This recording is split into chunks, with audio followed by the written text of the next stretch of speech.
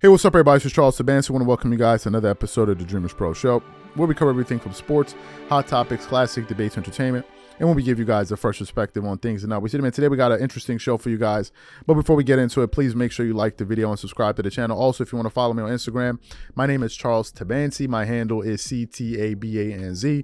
Also, if you want to follow the channel on Instagram, same name as the channel, DREAMERSPRO. And if you want today's full show before it comes out, it is streaming for free on Apple Podcasts and Spotify. We have that pinned in the comment section below. Let me get into this topic. This topic is something that I've been thinking about from afar over the last 2 weeks. Here's what I've been thinking. As you guys know, Shannon Sharpe has turned into arguably the biggest star in sports media right now in terms of somebody talking sports. He's at the top. Shannon Sharpe, if you look at the top in the independent space, is Shannon Sharpe. Before I would have said Pat McAfee, but Pat McAfee went the corporate route, so it has to be Shannon Sharpe. In the top 10, Shannon Sharpe in the sports category has both of his podcasts are in the top 10. And he has the #1 sports podcast in the United States, if I'm not mistaken, at least in that category. Shannon Sharpe has been he's been a tour de force in the sports world. And to me, given all of the success he's been having, is one of the reasons that I was absolutely confounded when I found out that Fox Sports FS1 was going to let him walk. I simply could not believe that Undisputed and these guys were willing to let Shannon Sharpe walk away, given the caliber of talent that he was. I just couldn't believe it. You don't let a talent of this magnitude walk out of the door. The effects of his departure from that network have been profound as it pertains to Undisputed. You see, when Shannon Sharpe used to be on Undisputed with Skip Bayless, they were getting about 168,000 live viewers a day, but ESPN was still getting around 330, 340, some days 400. They were always tripling the audience. Ever since Shannon Sharpe's departure from from FS1, they have been absolutely floundering. And some days, ESPN First Take is getting 9 times the audience size that Undisputed Live is getting. It's absolutely incredible, absolutely incredible. And what happened was, I was actually listening to a show from one of the friends of the channel, Marcellus Wiley, who we're looking to bring on before Christmas.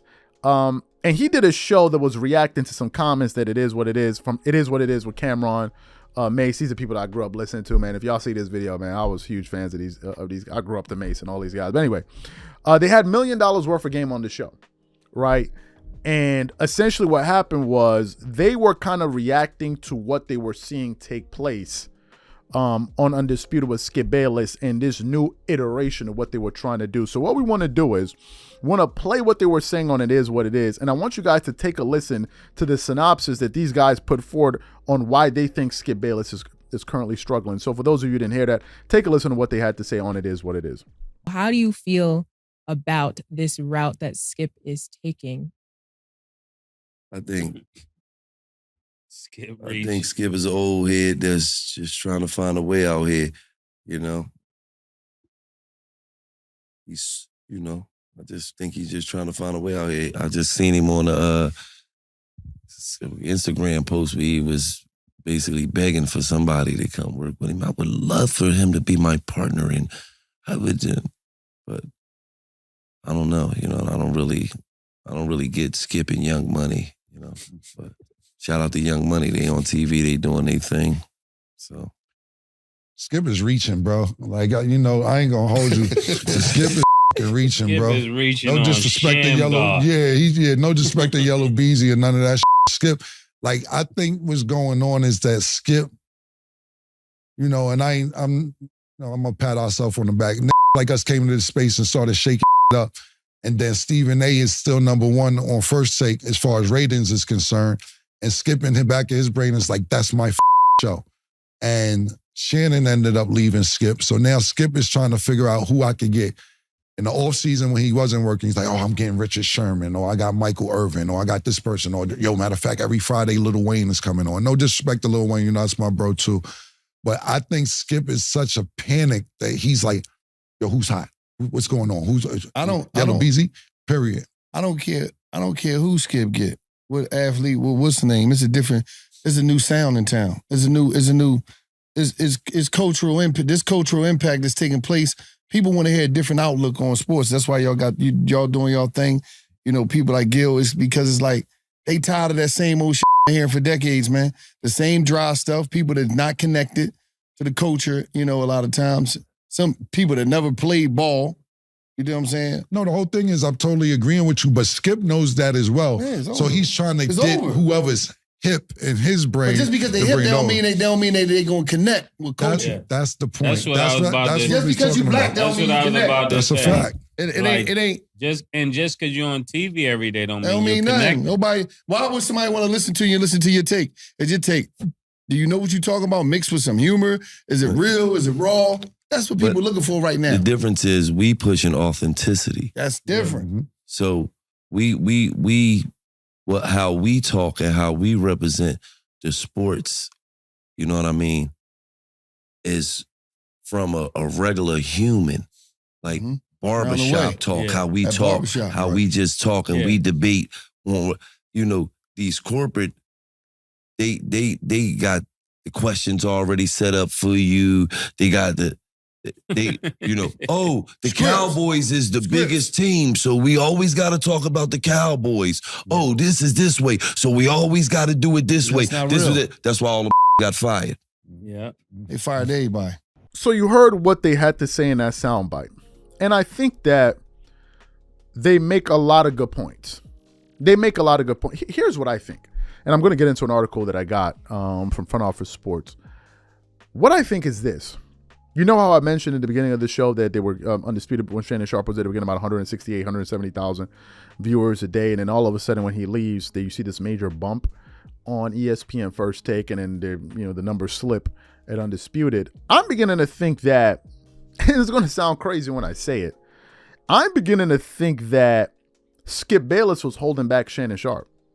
Now, Skip Bayless is the one that gave Shannon Sharpe the opportunity. Shannon Sharpe has said this on numerous occasions. But if I'm looking at the results of what it is, I definitely think that Skip was holding back Shannon to a certain degree. The other reason I feel that way is if you look at how they perform in the independent space, it's a laugh show. It's a joke-a-thon, an absolute joke-a-thon. Go look at Shannon Sharpe's podcast with Club Shay Shay and Nightcap, and then go look at the Skip Bayless show. It's even laughable. And for Skip Bayless as someone who's on television, to not even be able to compete in the independent space, it is telling. Now, I want to get to an article that I got from Front Office. Is it Front Office Sports? Yes, it's from Front Office Sports, and it was written at the end of September. It said, Shannon Sharpe, First Take would still beat Undisputed without Stephen A. Smith. It then continues on. Shannon Sharpe is throwing in the gauntlet to Skip Bayless and the new castmates of FS1. Now that he's joined forces with Stephen A. Smith and Motley Cameron on ESPN's First Take, Shannon Sharpe says Bayless and Undisputed Live will have to swallow their pride and accept finishing a distant second in the ratings race. The ESPN show averaged 726,000 viewers last Monday, while FS1 Undisputed brought in 162,000. That was up from 48% year over year from the comparable episode in 2022. On Tuesday, September 19th, First Take pulled in 620,000 viewers. On Undisputed brought in 114,000. That was up 43% year over year. First Take just posted its 14th consecutive month of year-over-year growth, while September's viewership growing 18% to 500,000 average viewers.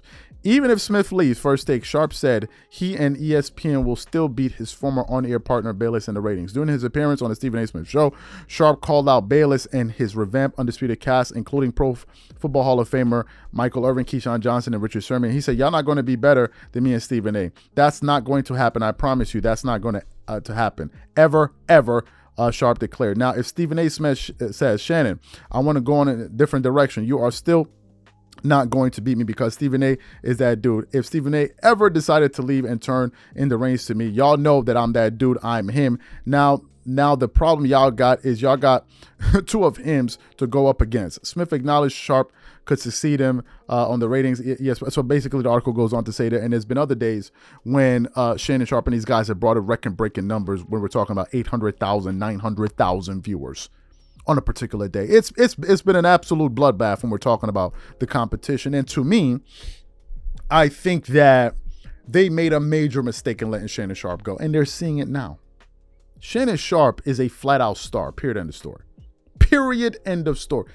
He has this magnetic personality. He is naturally funny. Obviously, he has the credentials of being a Hall of Fame NFL tight end. So he's accomplished in his field. So he's going to get a lot of respect from athletes and people listening to him talk about football. But he just has the it factor. Whatever it is, he has it. And he is showing that he's able to bring in audience, especially on days he appears on ESPN First Take, which are Mondays and Tuesdays. If you go look at the ratings, there's a major spike in viewership numbers when Shannon Sharpe shows up on Mondays and Tuesdays, and is a pretty noticeable dip in viewership the days he's not on the show. And the only person we could attribute that to is him, which means that Shannon has a very, very big audience that's been following him. And to me, that is powerful. I personally believe, I could be wrong, this is what I just honestly believe from afar. I believe Shannon Sharpe in the next 10 years is going to make more money than he ever made as an NFL player. This is what I truly believe. I think he's one of the hottest things in sports media. Him, Stephen A. Smith, of course, and then you have other guys coming in from different angles, like It Is What It Is. You have, of course, Steven Jackson and Matt Barnes, and you have so many other established names, Gil's Arena, and all of these guys. They're doing their thing, right? But for me, I think we're beginning to see that. A lot of people have been even questioning, some of the moves that Skip Bayless has been making in terms of trying to bring in Lil Wayne. Some people have talked about why is he wearing a chain, trying to appeal to a younger audience. And to me, the thing that's most surprising about this is this was never a conversation when Shannon was on the show. It was almost as if Shannon was covering up for so many deficiencies on Skip's part. Now, it is important that I mention Skip Bayless is good at what he does in terms of constructing a show. He has the resume to prove it at ESPN and FS1. He revived that network. So we're not saying that Skip Bayless is not good at what he does. What we're noticing is that there's this drop-off ever since Shannon left, and they brought in all these other personalities. That's what's surprising. It wasn't as if they replaced Shannon with one person. They replaced them with an amalgamation of talent. You got Richard Sherman, you got Keyshawn Johnson. On some days you got Paul Pierce, you got Rachel Nichols, you got who are some other people that they have a lot of different people, like Lil Wayne in a certain extent. Well, Shannon Sharpe was the only one. He was the one performing all of those roles, and they had higher ratings. So what does that really say? To me, man, I think if you're in a position of FS1, there's no way you let talent like that walk out the door. I don't care. There's no way.